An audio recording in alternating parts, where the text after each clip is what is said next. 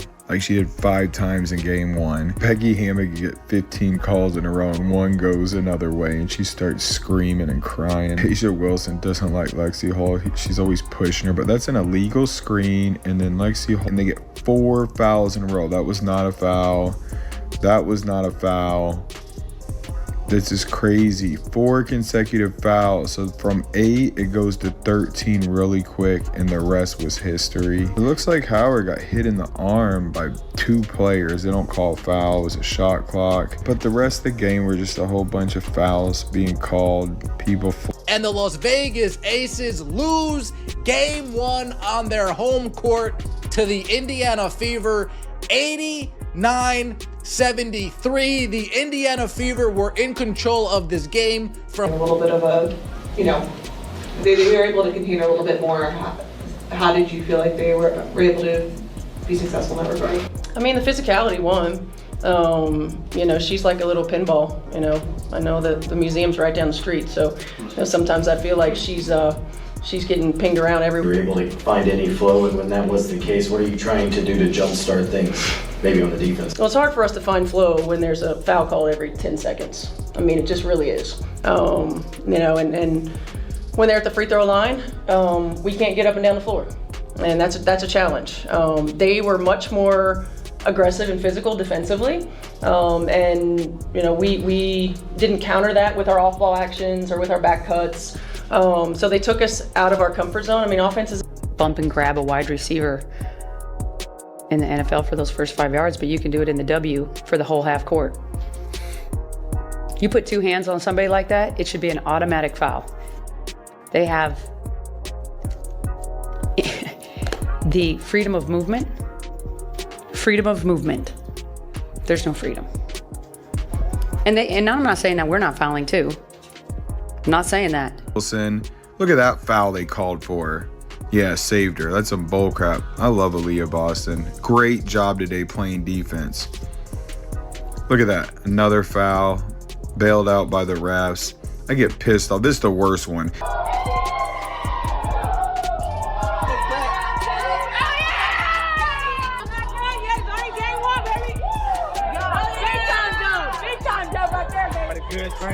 Take that. Hell yeah. Hell yeah. That's one. That's one. That's one. Yeah. They ain't song and dance to me, man. I'm just grateful, man. I love basketball. I love playing with my team. So. Out of that space as much as she would have wanted to. She did end up with 19 points. 7-0. Aces run has been stopped. Sims in. Very fortunate. Just how are you feeling this morning with your back, and what do you have to do to be able to play? I mean, I'm feeling sore still, but I think just a lot of treatment, trying to get, our bodies as ready as we can be. Part of playoffs, I think, for everyone is it's the end of the season. Everyone's a little fatigued, everyone's a little sore. So just trying to go out there and do the best I can.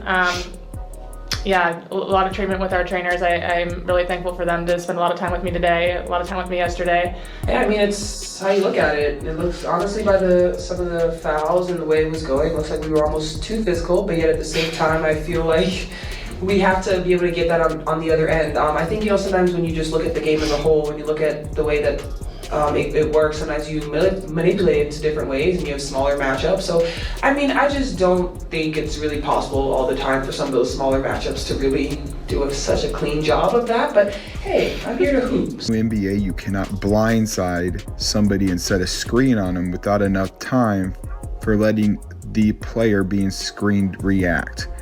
And then look at this. This one, their arms lock up, but you gotta let go at some point. Like, you can't bring the person closer to you and just stay locked in while the offensive player is trying to get the rebound. Aaliyah Boston didn't just answer criticism, she rewrote the debate.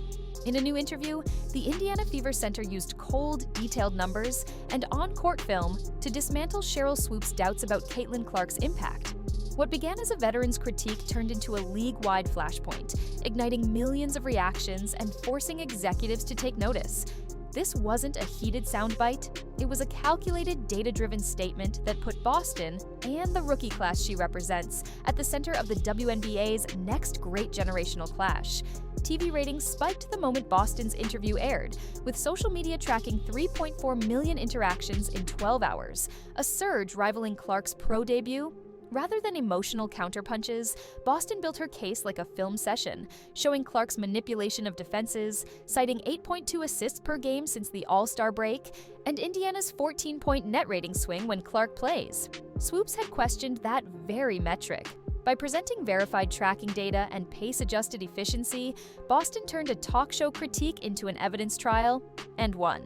League executives reportedly held late-night calls to assess how such a public correction might reset unwritten rules between current stars and Hall of Fame alumni. Indiana has surged from 10 wins to a .500 record, powered by the Boston Clark core. Clark's up-tempo offense averages 84.6 possessions per 40 minutes, raising Boston's restricted area field goal percentage to 69% and the Fever's net rating by 7 points when both share the floor. Gainbridge Fieldhouse draws 10,000-plus fans, up 60% year over year, with resale prices often topping $150. ESPN doubleheaders now reach 1.8 million viewers, while League Pass and Amazon streams climb 40%. These numbers validate Boston's claim that Clark is not just a scorer, but a system accelerator and economic engine. Evidence that strengthens Indiana's leverage in sponsorship and national media rights talks. 2 decades ago, the WNBA averaged 78 possessions and 14 threes per game. Now it's 84 and 26. That shift lets a guard like Clark stretch defenses in ways impossible during Swoops' prime. Clark's 20.1 points, 8.2 assists, and 5.4 rebounds pace adjust to nearly 35% more assists than Diana Taurasi's rookie year.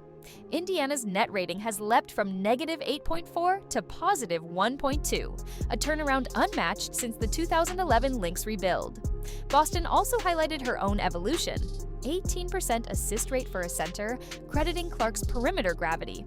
By framing the issue through modern spacing and efficiency, Boston recast a personality debate into a lesson on basketball's evolution. Clark's arrival has rewritten the league's economy. Indiana games sell out in 8 cities, with resale tickets hitting $150 to $200. Fanatics confirms Clark broke the single-season rookie jersey record in 6 weeks, while Boston's own jersey cracked the top 10. ESPN's primetime Fever games draw 1.5 to 1.8 million viewers, and League Pass subscriptions are up 40%. Sportsbooks report a 58% spike in Indiana-related bets. With a new media rights deal projected above $100 million annually, Boston's emphasis on these metrics strengthens the WNBA's bargaining power and shows how athletes can drive boardroom strategy while owning their narratives. Boston's example is already influencing peers. Younger players are echoing her analytics over anecdotes approach, signaling a culture shift.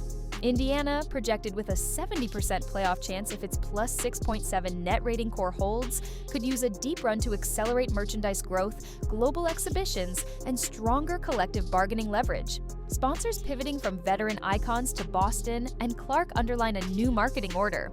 Future debates and negotiations will likely unfold in public with shot quality data and lineup efficiency as common currency, reducing the weight of reputation-only critiques.